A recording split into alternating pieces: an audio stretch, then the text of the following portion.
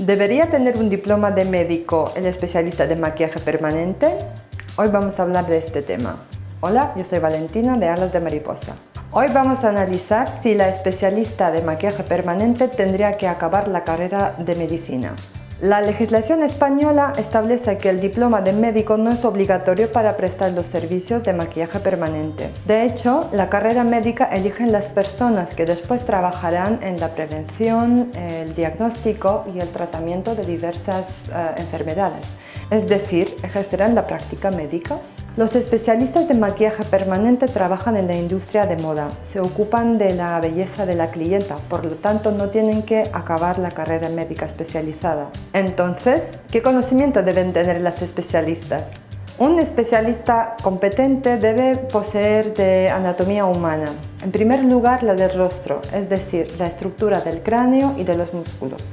Tienen que entender lo que le pasa a la cara con más edad y también cómo se transforman el tejido muscular y la grasa subcutánea. Conocer las manifestaciones de las infecciones cutáneas y las de las enfermedades que pueden ser contraindicaciones para el maquillaje permanente.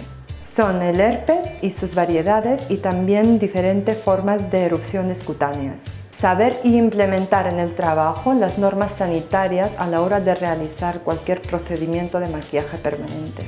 En nuestro curso de formación analizamos detalladamente todos los requisitos sanitarios y epidemiológicos que se presentan al trabajo de especialista. Además, unos socios de nuestra academia ofrecen un curso de 2 días en la cual las normas sanitarias y epidemiológicas destacan como 2 bloques separados. Pídenos una consulta para saber dónde aprenden nuestras especialistas todas las normas sanitarias. Según nuestra experiencia, podemos añadir que un buen especialista de maquillaje permanente, además de sus conocimientos básicos, necesita tener estas 3 cualidades.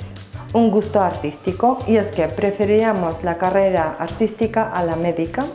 Academia Alas de Mariposa, un talento psicológico y responsabilidad interior ante el cliente.